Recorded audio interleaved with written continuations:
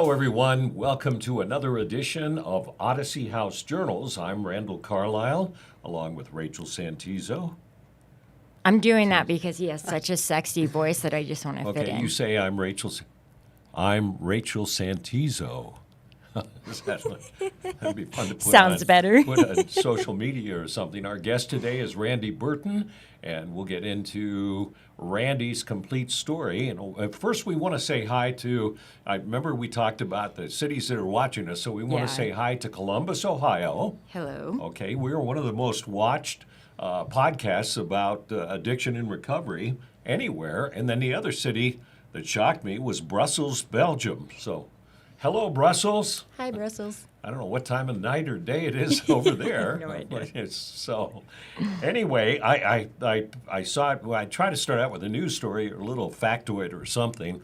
And we've heard by now that the CDC reported there were over 100,000 overdose deaths in the past year, primarily because of fentanyl.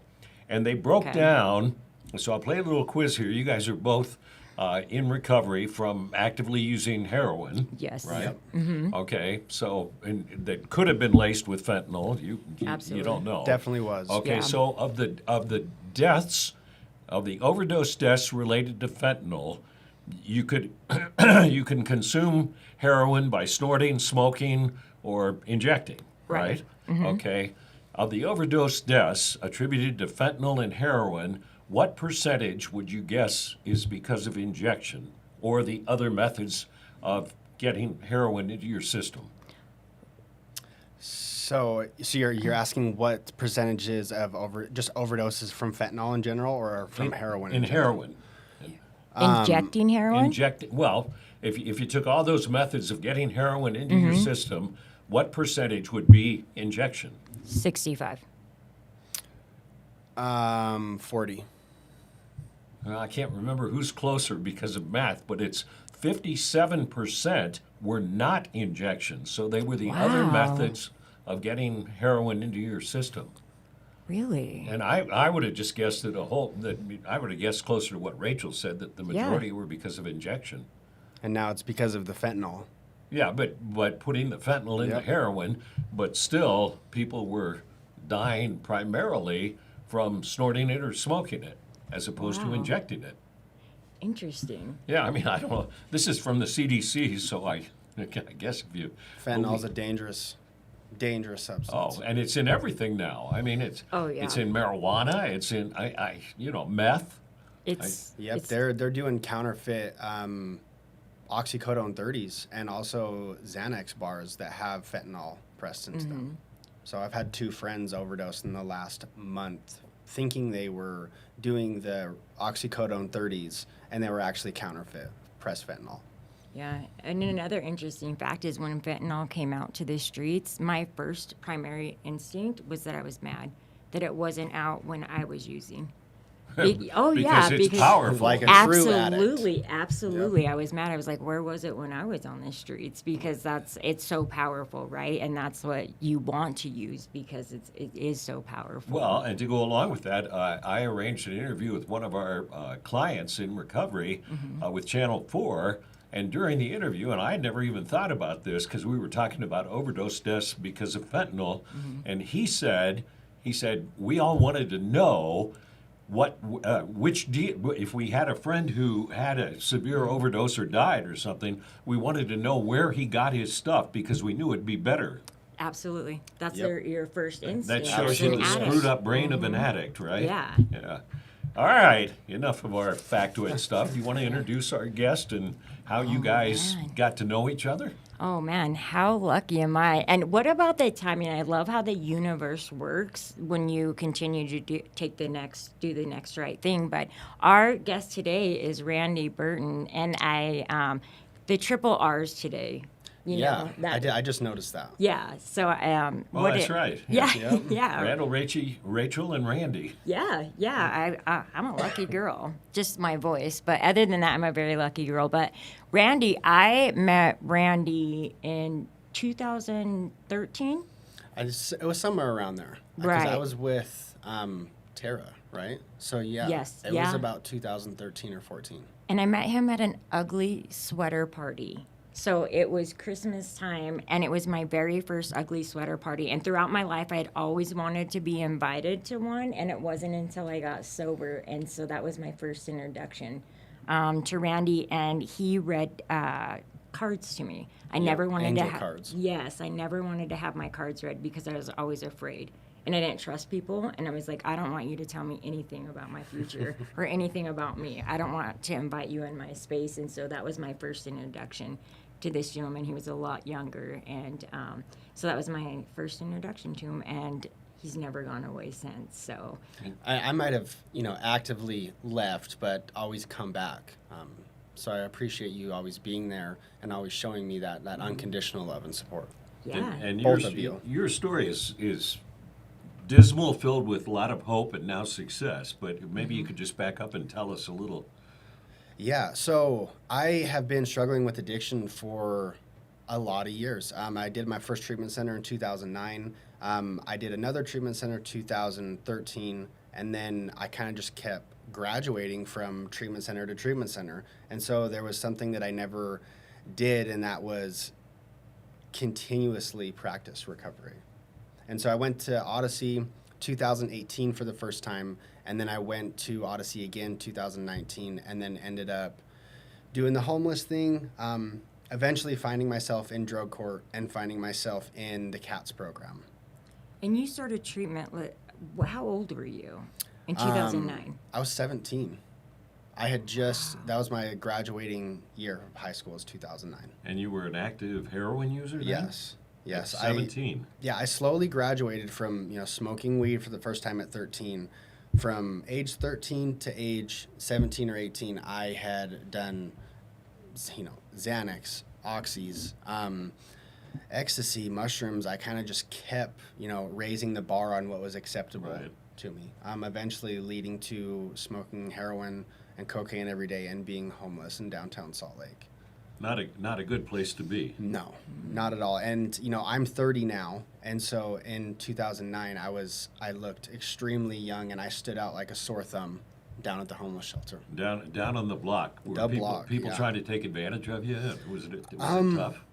No one really tried to take. You've got a nice physique and you're a fighter too, right? So I was a lot smaller back then, and a lot more shaken up about stuff, but I always thankfully carried maybe a false sense of confidence, but I never really got messed with when I was down there. Wow. I think maybe people thought I was a cop, so they didn't want to mess with You have me. a cop appeal. he's an undercover narc. Let's That's stay away. true. I've had that in jail before. I've had it when I was homeless, and so that kind of has followed me around. So maybe that's why they never messed with me. Speaking of jail, you mentioned that you went through the CATS program. Yeah. Which is, for those of you watching for the first time, it's our addiction treatment program in the Salt Lake County Jail. Mm-hmm. And what was your experience with it? I went in kicking and screaming. As a lot of people do. Yes, very natural. Judge Hogan, my drug court judge, sentenced me to do the CATS program, and so in the moment I broke down. I was extremely resentful, very, very upset, mostly at myself. So I went into jail. I did the whole month-long isolation because that's kind of what it was like, because it was in the middle of COVID. Then I got into the CATS program, and I've done a lot of treatment, and so I kind of had this expectation of what it was going to be like and how I had to act, and I'm very good at kind of talking my way through stuff. Bullshitting people. Yes, very much so. And so I got in, I was playing the part, and Leanne, Tamra, Matt, all these amazing people showed up for me, and they told me where I stood in the program, and got me to a point of being able to listen, got me to a point of being able to understand that it's an internal job. It was a very, very good experience, and I've done 9 different treatment centers, and I think personally CATS was the best one that I've done. There wasn't any distractions in there. Distractions meaning women, distractions meaning cell phones, cigarette breaks, the whole deal. You were in treatment. You're there. Yeah, you're in treatment, and then you go back to your bunk and day in and day out. And so I thought it was really, really good for me. And for people who don't understand it, you sign up for a program, and it's 3 months long, and you're in a pod. So you're not in general population. So you're in a pod with everybody else in that pod doing the treatment program, and you really don't have a lot else to do but that, right? Yeah, and what was cool is you weren't locked in a 2-man cell like you are like in the general population areas. They were open. They were 3-foot tall pony walls is what they call them, and you got a little bit more freedom. You got to do more recovery related activities. We did community building stuff where we would take the whiteboard and we would draw a target on the whiteboard, and for the community portion of it, we would make like toilet paper darts and throw them at the board. And you got to do like interactive games with everybody that was in the pod, because that was kind of one of the things that was involved with the cats is, you find community, you connect with people in a positive way rather than sitting in your cell and drinking coffee. Yeah. I have a question for you. So a large thing, it's ran by Odyssey, so a large thing in the residential or even outpatient, one of the things that we do is this encounter process, right? And so being in jail, there's a stigma behind it that says it's called snitching or in jail. How do you use the encounter process, and how do you remove that stigma that it's snitching in a jail setting? How do you how are you able to remove that Good question. in jail? Yeah. That's a really good question. It's considered like a snitching thing, and someone that told me what the difference in snitching and holding someone accountable, Cheryl, which I've never forgot this, and I've used this concept. And so if I'm snitching on someone, it's because I'm going to get something in return for it. If I snitch on somebody, I'm going to get a shorter jail sentence.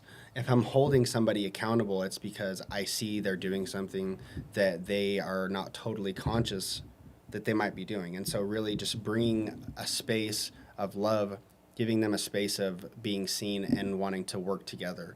I think I used to hate the encounter process, like most people do when they come into the place.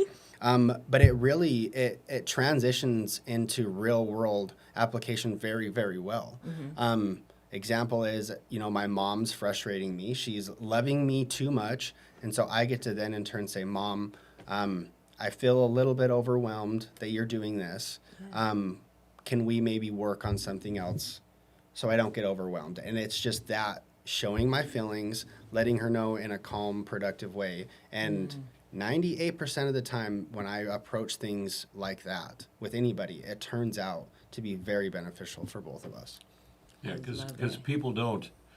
You're not confronting somebody. You're just communicating with somebody. Yeah. I mean, if for instance, in your example, if you said, "Mom, stop loving me so much," okay, you're going to elicit a negative reaction from her, and it's going to hurt her feelings. But if you do it the way you did, she can say, that makes sense. I can do that. Yeah, and I think one thing that I do remember is I was doing encounters while I was, in the CATS program, and at first I was looked at a little strangely. Like a cop? Yeah, like a cop. See, look at that cycle continuously playing. But no, then I kind of continued to do it on very mild things, and then it turned out people, when the encounter was ran and they didn't get locked up for leaving their pencil on the table, they were like, oh, it's really not that big of a deal. Well, it's when you start learning a real relationship hold you accountable because someone truly cares about you and what you're doing. And so it's that leadership. I think, I know that when you start changing your life around, when you're doing the right things, then that's when people start looking at you. And oftentimes that can be a lonely road. Yeah, at first. Yeah, absolutely. I've got to bring this up because we have filed video. We do. That we want to show people. I'm hoping we can find it and it'll be on top of this while we're talking about it. We're talking about a device called the Bridge, which came out several years ago, and it was you hooked up. It was sort of like electrified acupuncture is sort of what it was, and you put. And it was a device that looked like a hearing aid in back, and then you had prongs coming out from that, sticking into various points in your ear, and it was supposed to help people withdraw from opioids. And the reason I bring this up is because Randy was our first test subject that allowed us to videotape the thing. And when you came in, you were really dope sick. You looked like hell. On every level. Yeah. Yeah. And so describe what you felt when this device was put on and what transpired. Yeah. So I was in the VOA, and I had called my mom and I said, I am ready to leave. This is too much for me. The detox was too much. She said, hold on one moment. Rachel's calling me. I'm like, okay, weird. Some God moments, a lot of them. Yeah. So I put the phone down. My mom called me back and said, Rachel has an opportunity for you. Call her. So I called her, and she said, so I have an opportunity. We have something called the bridge device, and it's a new thing. And she says, she told me, I trust your opinion, and I want to see if you want to try it. You will get the bridge device put on today, and you will immediately go into the Odyssey residential program. And I was in tears. I immediately was like, absolutely. I jumped all over it, and I put my trust in her. I put my faith in her, and she came and got me, took me over to the Martindale Clinic. I was a day and a half off of almost 2 grams of IV use of heroin. So I was having a really rough time, and I was just at the beginning of it.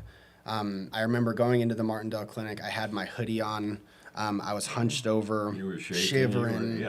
Just The whole bit. And I remember going back into, the Martindale Clinic, and they clipped it on my ear. They kind of showed me what was going to happen. And as soon as they plugged it in, I started getting those electrical taps every second. And it took about 15 minutes for my shoulders to relax, for, my head to come up. I took my hood off, and the difference of what I felt prior was a whole 180. The only physical sensations that I was having were I was having a little bit of body chills, and then it was kind of hard to sleep for the next few days. But I went into Odyssey with the bridge device on, and a day and a half off of 2 grams of heroin, and people didn't even know that I was detoxing. It worked extremely well. And I've kind of been wondering where it's went. We all have. Yeah. I Googled it, and I couldn't find. There's all these videos at the time we were testing it, because a lot of treatment centers were testing it around the country, and it worked like you said it did. Yeah. There were some problems, like the prongs would come out and they had to be reattached, and I guess it was tough to take a shower or something like that. Yeah, that was one Showering. thing I noticed too. A But- shower cap would have worked. And I can't remember what the cost of the device was. $700. Really, and the maker of the device wanted to have it covered by Medicaid, Right. which would have allowed tons of people to use it, and all of a sudden it disappeared. And so it's like a great mystery, because I videotaped a lot of people just like your experience, and it was so visual, because you see this. Just The way somebody sunken looks when they're and just sick and gray. horrible, Yeah. and then all of a sudden it just like you feel this thing lifting, and you look okay. And the first thing that everybody asks for when they Food. food. Yeah. Randy, I remember you saying you were in this big room there at Martindale, and you said, Yep. "Do you have anything to eat?" Which is not common for people who are dope sick asking for Absolutely. it, right? Yeah, it was a really great experience, and I hope that it comes back, and I never will forget it. It was very vivid, and it was very real, and life-changing experience for me. Well, I think all the options that we can find, be it Matt or something like the bridge or something that can that will help people not be scared to come Yeah. off of opioids. Yeah. anything to help with the sickness, because when you are withdrawing, it feels like death, and that will keep you using Right. Yep. anything to help you not feel sick. Will keep you sick. I'll have to keep doing research on where the know. bridge went, I'm because very- it got national publicity and everything, and Yeah. then it just disappeared. Just see if there's a patent, and if there's not a patent, there's your calling. That's Well, the right next, I- changing my voice and then coming up with Yeah. something like the bridge. Being, Okay. being the opportunist I am, with the CEO of the company, it was a company based in Indiana. He came through and I said, do you have any public offerings on the stock exchange? And he said, no, it's a privately held company. Because I would have invested in that I know. after seeing what it did. Right. Which maybe it's a good thing I couldn't invest because it's not Right. Yeah. Where around did it anymore. go? All right. Well, I- I hope you saw the video that what we just described, and I'm sure you probably will. Let's spend our last 10 minutes on your success story and what you're Yeah. doing now and how recovery has made a huge difference in your life. I wanted Absolutely. to ask you, like, I wanted to point out a couple of things because as we were talking about the bridge, I was getting super emotional, and you brought up fighter. Like, it's hard for me a little bit because I have the personal connection with Randy, and we talk about this. And Randy, I've gone down to the block several times with Randy using, and sometimes that has just been to give him cigarettes because he wasn't ready. And for those of you watching out of town, the block Oh, yeah. was a horrible area of town where all the homeless people, all the drug dealers, all the addicts, everybody congregated. It was a free-for-all drug market, infested with crime and everything else for years. Yeah. So it yeah. was. So go ahead. I'm Yeah, sorry. no, not to no, interrupt, 'cause- absolutely. I mean, Randy's been sick. I took him to the doctor, got his meds, sent him back down there. I told him that I would be the father of his baby. I mean, we've had some very difficult conversations, and like, it doesn't matter how many times you try. The fact that Randy continues to try, that's what matters to me. Randy will always be very important to me.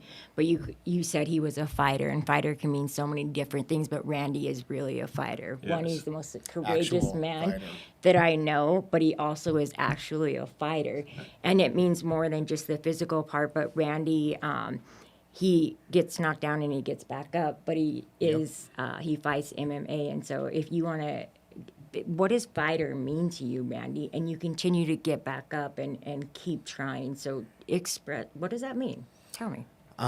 Fighter to me transitions into warrior, and I think for me it's stepping into the cage with a confidence that you are capable. It means stepping into fear without the fear holding you back.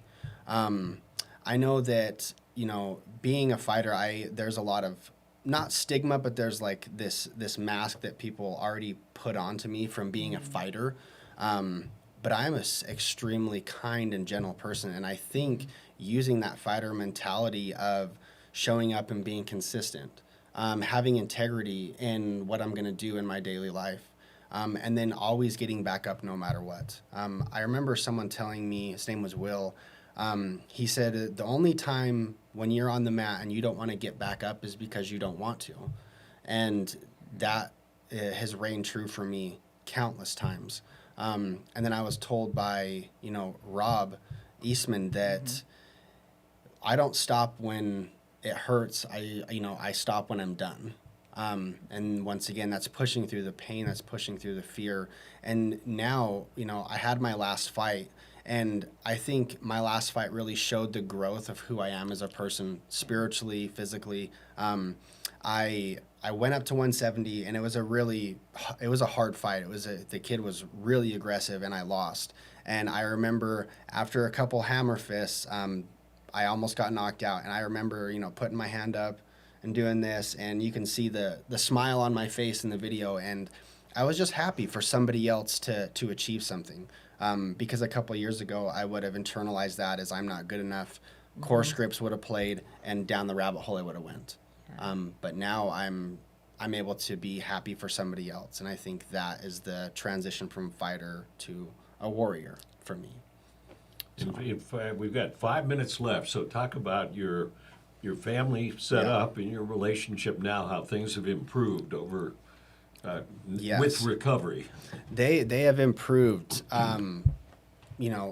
beyond what I imagined they could have improved with. I hadn't seen my son for almost 3 years, and due to my addiction. And just recently I got, my parental rights back, and so I've been able to have an experience that I thought that I was never going to have again. And, I've tried to overdose myself because I never thought this would happen for me. And so being in a position to hold my son, to smell my son, to hear his voice, has really, gave me an internal and an external motivator to continue my recovery. Working at Fit to Recover is also another staple for where I'm at. I've got to interrupt again. For people who aren't from this area, Fit to Recover is Utah's only really sober gym, right? Yeah. And you got everybody in recovery there working on their bodies and their minds. Yeah. Yeah. Right. Yeah, true. it's a great place. You can do, service, you can do creative art stuff, you can do the physical aspect of things, and then nutrition. It's just like an all-encompassing wellness place. Yeah. So being able to work there is another extreme blessing, because I remember when FTR first started with Ian, me and Rachel at the parks doing boot camp at the park. Yeah. And now being able to work there, it's a blessing. Having my own family back in my life, building the trust back with them, being able to walk into their homes for holidays, being able to, do gifts for the holidays, which for a long time I was never able to do. Sure. Showing up for myself, having good connections with Rachel, with you, Randall. These are all things that kind of create a long-term recovery for me. How old's your son? He is 4.5. He'll be 5 February 22nd, which is the day before my birthday. And so very happy about that also. Now, was he aware of your addiction? He knows more than a 4-year-old should know, but at the same time, I'm open with him about anything that he's asked me.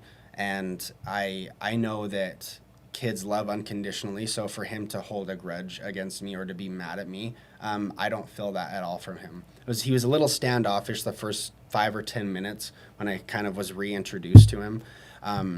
But after the 10 minutes, he was let's play, and he's been amazing ever since. So it's been a really good experience, and doing the paperwork to get him back was extremely difficult also. But once again, it's walking through those hard things and asking for help and support when you need it. Has he asked you yet? If not, he will. Daddy, why did you do this? Yeah, he has asked me. And what's your answer? Well, he was like, "Why did you go to jail?" And he's like, so he asked me why I went to jail, and I said, "Well, I was kind of sick in my own mind, and I was making bad choices." And he looks at me and he goes, "Daddy, don't do bad choices ever again, because I love you." And I was like, that was it. That was it. And so he's extremely smart. He knows a lot for his age, but at the same time, I've always known that being vulnerable and open with my life is always the best option to grow and to move forward. And so I will do the same with him, just as I would do the same with anybody else. So, he ought to work in a treatment center, Yeah. It'd be like, what was the line he used again? He said, "Why did you go to jail?" And I said, "Because I was sick in my mind and I was making bad choices." And he said, "Well, don't go to jail again and don't make bad choices, because I love you." Simply It's stated. simple. Maybe we could From a write child. That's the goal of Odyssey House's treatment Bumper sticker. program. Yeah. Right? Yep. How does people who don't know about Fit to Recover, how does obviously when people think of treatment programs, they say, okay, don't do drugs. It's like simple, Yeah. like your son. Yeah. Don't make bad Beckett. choices. Don't do drugs. Yeah. What would Beckett do? Yeah. Yeah. How does physical recovery relate to the recovery from drugs? That's a great question. So it's, for me, in my experience, some people learn about the window of tolerance in treatment.